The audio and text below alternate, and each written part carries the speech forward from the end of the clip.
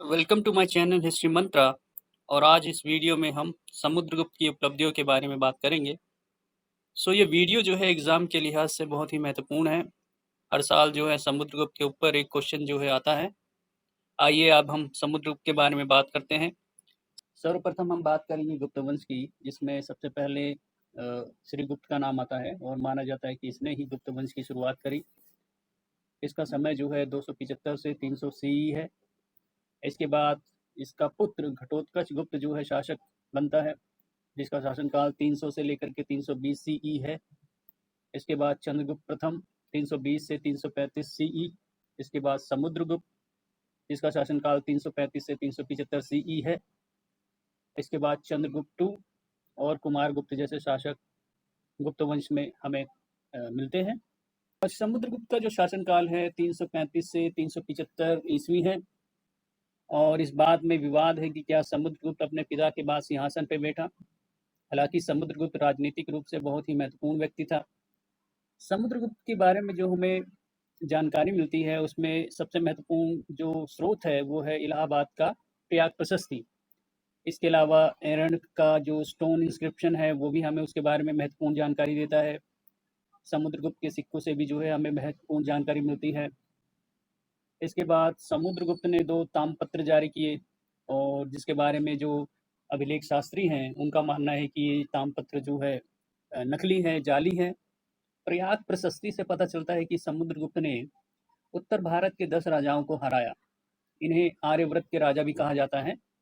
यह उल्लेख हरिसेन द्वारा रचित इलाहाबाद की प्रयाग प्रशस्ति से हमें मिलता है। ये 10 राजा हैं। रुद्रदेव पश्चिमी भारत का शक शासक। मातिल, इसका शासनकाल उत्तर प्रदेश के बुलंदशहर में था। नागदत्त, ये उत्तरी बंगाल का शासक था। गणपति नाग, ये मथुरा से शासन कर रहा था। नागसेन, नाग शासक था जो कि मध्य प्रदेश के पद्मावती से जुड़ा हुआ था। चंद्रवर्मन, पश्चिमी बंगाल के बांकुरा जिले का शासक था। अच्युत, बरेली के अहिछत्र पे शासन कर रहा था। नंदी जो है वो नाग वंशीय शासक था, इसके बारे में जानकारी नहीं मिलती है। पालवर्मन ऊपरी असम या पूर्वी मालवा से शासन कर रहा था। कोटकुलच परिवार का जो शासक है वो पंजाब के लुधियाना से शासन कर रहा था। विद्वानों में इन शासकों की पहचान और उनके क्षेत्रों को लेकर के जो है शंकाएं हैं, क्योंकि हरिसेन जो है इनके साम्राज्य के नाम नहीं बताता है। हालांकि इनको पराजित किया गया, समुद्रगुप्त ने इनको हराया, इनका साम्राज्य गुप्त साम्राज्य में मिला लिया गया। हरिसेन ने इसका संपूर्ण ब्यौरा नहीं दिया है। इस कारण इस विजय के संदर्भ में जो है शंकाएं हैं। गुप्तों का जो आधार है वो मध्य गंगा घाटी क्षेत्र में था और इन्होंने गंगा, यमुना, दोआब, ऊपरी गंगा घाटी, पंजाब, हरियाणा, मध्य भारत, मालवा पठार इत्यादि क्षेत्रों में संघर्ष किया। निम्न गंगा घाटी में भी प्रसार करने का प्रयास किया। उत्तरी भारत में नाग शासक गुप्तों के प्रतिस्पर्धी थे और ये समुद्रगुप्त के प्रहार के मुख्य भागी बने। गुप्तों का जो प्रसार है वो पूर्वी मालवा में भी हुआ। मालवा जो क्षेत्र है वो राजस्थान और मध्य प्रदेश का क्षेत्र है। ये प्राचीन विदिशा का क्षेत्र है और ये जानकारी हमें समुद्रगुप्त के एरन अभिलेख से प्राप्त होती है। पश्चिमी शक क्षत्रप का शासन मालवा व पश्चिमी भारत पे था, किंतु वे गुप्त के शत्रु भी थे। समुद्रगुप्त ने इन शासकों के ऊपर विजय प्राप्त की, जिससे कई शक्तियां समाप्त हो गई और जो गुप्तों की सर्वोच्चता है वो स्थापित हुई। गुप्त सम्राट ने पृथ्वी का एकीकरण अर्थात धरणी बंद करने, आठवीं राजाओं को समाप्त करने और उन्हें अपना सेवक परिचारकीकृत और उन्हें अपना सेवक बना देने का आह्वान किया था। ये जंगली मुखिया आठवीं राजा आधुनिक बुंदेलखंड क्षेत्र में स्थापित रहे थे। समुद्रगुप्त का सर्वराजोच्च क्षेत्र का दावा अर्थात सभी राजाओं को नष्ट करने वाला को हम दरबारी कवियों की प्रशंसा के संदर्भ में भी समझ सकते हैं। समुद्रगुप्त ने दक्षिण भारत अभियान किया। समुद्रगुप्त ने दक्षिण के सभी राजाओं को हराने का दावा किया है। सर्व दक्षिण पथ राजा को पराजित करने का दावा इसके द्वारा किया गया है। इलाहाबाद प्रशस्ति कहती है कि दक्षिण के 12 राजाओं को पराजित किया और उनके क्षेत्रों का भी उल्लेख इसमें मिलता है। हरिसेन ने यहाँ पर भौगोलिक आधार पर दक्षिण के राज्यों का वर्णन किया है, जिसको पहचानने में सुविधा होती है। इस अभियान में उसने ग्रहण मोक्षानुग्रह नीति अपनाई अर्थात दक्षिण के 12 राजाओं को पराजित करने के बाद, उनके क्षेत्र पर नियंत्रण करने के बाद उनके क्षेत्र वापस कर दिए गए। दक्षिण के जीते प्रदेशों को गुप्त साम्राज्य में नहीं मिलाया गया। दक्षिण के शासक शासन करते रहे। समुद्रगुप्त ने दक्षिण में आर्यव्रत से भिन्न नीति को लागू किया। समुद्रगुप्त द्वारा दक्षिण में पराजित किए गए जो 12 राज्य हैं, उनका उल्लेख इस प्रकार है। कौशल का महेंद्र, यह दक्षिणी कौशल है जो वर्तमान छत्तीसगढ़ राज्य के रायपुर, संबलपुर, बिलासपुर क्षेत्र में स्थापित है। महाकंतार का व्याघ्रराज, ये बस्तर क्षेत्र का जंगली भाग था। कोरल का मंटराज, आंध्र प्रदेश के पश्चिमी गोदावरी जिले के कोल्लार झील के इलाके का शासक। पिष्टपुर का महेंद्रगिरी, पिष्टपुर जो है पीठापुर है जो कि आंध्र प्रदेश के काकीनाडा में है। कोट्टूर का स्वामीदत्त, आंध्र प्रदेश का विशाखापट्टनम जिला। एरणपल्ली का दमन, आंध्र प्रदेश का पश्चिमी गोदावरी जिला। कांचीपुरम का विष्णुगोप, उत्तरी तमिलनाडु का जो कांचीपुरम क्षेत्र है वहां से ये राज कर रहा था। अभिमुक्त का नीलराज, ये आंध्र प्रदेश का अनंतपुर जिला है।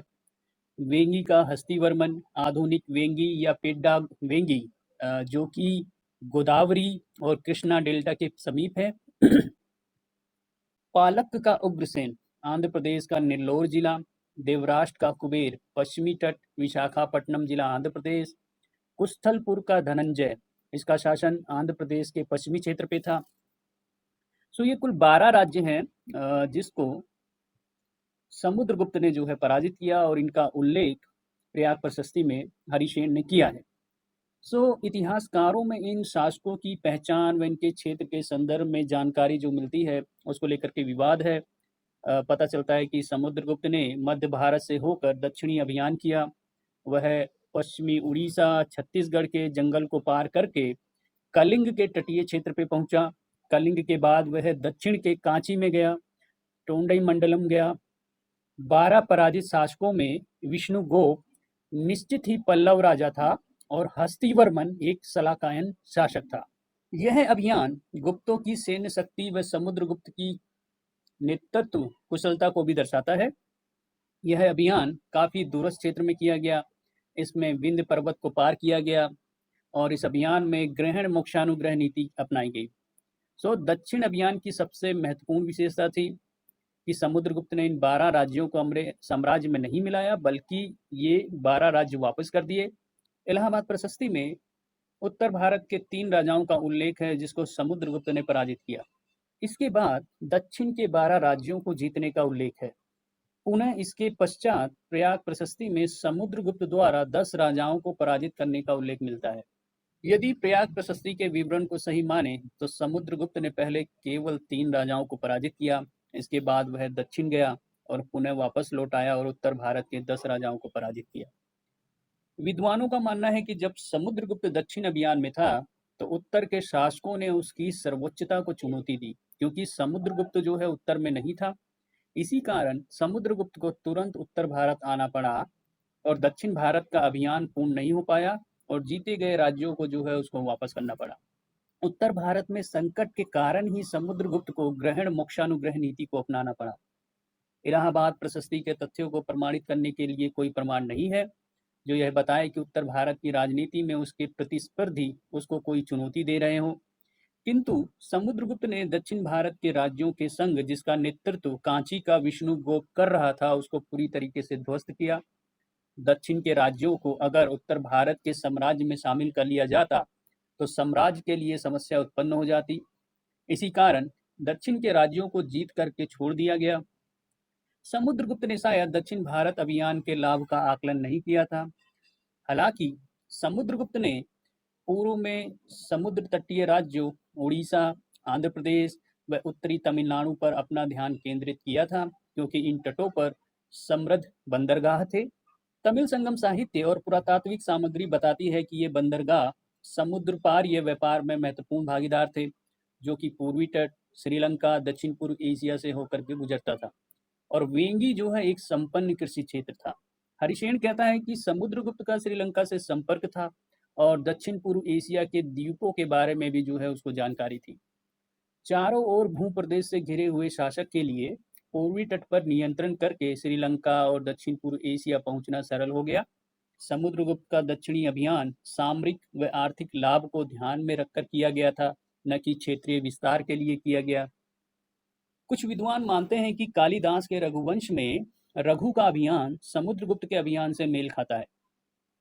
इसको हम कौटिल्य के धर्म विजय से भी जोड़ सकते हैं, जहां पर वह क्षेत्र को राज्य में मिलाने की बात नहीं करता, वह धर्म विजय की बात करता है। यह अशोक की धम्म विजय से भिन्न था। कुछ ऐसी शक्तियों का भी पता चलता है जो समुद्रगुप्त को कर देती थी, आदेश मानती थी, दरबार में उपस्थित होती थी और विनयशीलता दिखाती थी। अधीनस्थ शक्तियों का भी हमें उल्लेख मिलता है। ये अधीनस्थ शक्तियाँ कर इत्यादि देती थी और जिनके बारे में हमें एक चौपाई मिलती है। सर्व कर धन जन करण प्रणाम गमन परितोषित प्रचंड शासन। इसमें 5 प्रांतीय राजा, प्रत्यंत नरपति और 9 गैर राजतांत्रिक समूह शामिल थे। 5 प्रांतीय क्षेत्र निम्न थे। पहला है समतट, दक्षिण पूर्व बांग्लादेश, मेघना के पूर्व में। दूसरा है दवक, असम का नलगांव जिला। तीसरा है नेपाल। चौथा है कामरूप, आसाम क्षेत्र में। पांचवा है कृत्रिपुर, पंजाब का जालंधर और उत्तर प्रदेश का गढ़वाल क्षेत्र। गैर राजतंत्र समूहों को हरिसेन ने निम्न स्थानों पे बताया है। मालव, राजस्थान का जयपुर क्षेत्र। अर्जुनायन, दिल्ली, जयपुर व आगरा के त्रिकोण पे बसा हुआ। योद्धे, राजस्थान का भरतपुर। मद्रक, पाकिस्तान की चेनाब व रावी नदी के बीच में स्थित था। आभीर, पश्चिमी दक्कन। प्राभीर के बारे में हमें ज़्यादा जानकारी नहीं मिलती है। काकपुर जो है सांची के निकट था। संकानिक, मध्य प्रदेश के विदिशा में था। खरपरिका, मध्य प्रदेश के दामोह जिला में ये स्थापित थे। ये कुल 9 गैर राजतांत्रिक समूह थे जिसका उल्लेख हरिसेन ने किया है। ये भी समुद्रगुप्त को कर इत्यादि देते थे। इन गैर राजतंत्र शक्तियों को उनके सिक्कों व मोहरों के प्रतीकों से पहचाना गया है। गुप्त साम्राज्य के साथ आर्यव्रत के राजा और दक्षिण पथ के राजा के साथ जो राजनीतिक संबंध थे वो भिन्न भिन्न थे। प्रांतीय राजा व गैर राजतंत्र समूहों द्वारा समुद्रगुप्त को भेंट इत्यादि दिया जाता था। गुप्तों ने मध्य भारत के कबलाई क्षेत्र पर भी अभियान किया। गुप्त साम्राज्य का अन्य कई शक्तियों से भी संपर्क था जो उपमहाद्वीप के अंदर और बाहर थी। इनके बारे में हमें इलाहाबाद प्रशस्ति में मिलता है, जैसे कि देवपुत्र शाही, शाहानुशाही उत्तर पश्चिम का कुषाण शासक था। शक मुरुंद का उल्लेख हमें मिलता है, लेकिन इसके क्षेत्र का पता नहीं चलता। इसके अलावा श्रीलंका सहित सभी द्वीपों पे बसने वाले लोग जिनका समुद्रगुप्त से मैत्री संबंध है, वे स्वयं को गुप्त दरबार में प्रस्तुत करते हैं और वे उसे अपनी कन्या सौंपते हैं तथा अपने अपने क्षेत्रों में शासन के लिए गरुड़ मूर्ति से अंकित गुप्तों की शाही मुहर पाने का प्रयास करते हैं। ये उल्लेख जो है हमें इलाहाबाद प्रशस्ति में हमें मिलता है, जिसमें उत्तर पश्चिम के जो कुषाण शासक हैं उनका उल्लेख है और इसके अलावा शक मुरुंद का उल्लेख है और इसके अलावा श्रीलंका तथा अन्य जो द्वीप हैं उनके शासकों का उल्लेख है। वो गुप्त दरबार में जो है आ रहे हैं और अपनी कन्या जो है उस दरबार में एक तरीके से ब्याह रहे हैं। ये उल्लेख जो है हमें मिल रहा है और गुप्तों से जो है शासन करने के लिए गरुड़ मूर्ति से अंकित जो गुप्तों की शाही मुहर है उसको प्राप्त करने का प्रयास कर रहे हैं। यद्यपि ये शक्तियां आत्मनिर्भर थी, किंतु गुप्त साम्राज्य की सर्वोच्चता से प्रभावित थी। लेकिन प्रश्न उठता है कि गुप्त शासकों ने किस सीमा तक दूरस्थ शक्तियों पर अपना प्रभाव डाला और हरिसेन की जो काव्यात्मक कल्पना है जो कि राजाओं के जीवन चित्र हेतु प्रयोग की गई है, ये अपने आप में प्रश्न करने योग्य है। लेकिन समुद्रगुप्त अपनी सैनिक नेतृत्व क्षमता के कारण भिन्न प्रकार का राजनीतिक व कूटनीतिक संबंध बना पाया होगा, जिसके कारण गुप्त साम्राज्य काफी शक्तिशाली हो गया। ये समुद्रगुप्त की जो उपलब्धियां हैं आज हमने उसके बारे में जो है इस वीडियो में उल्लेख किया है और ये वीडियो आपके आने वाले एग्जाम के लिए बहुत ही महत्वपूर्ण है।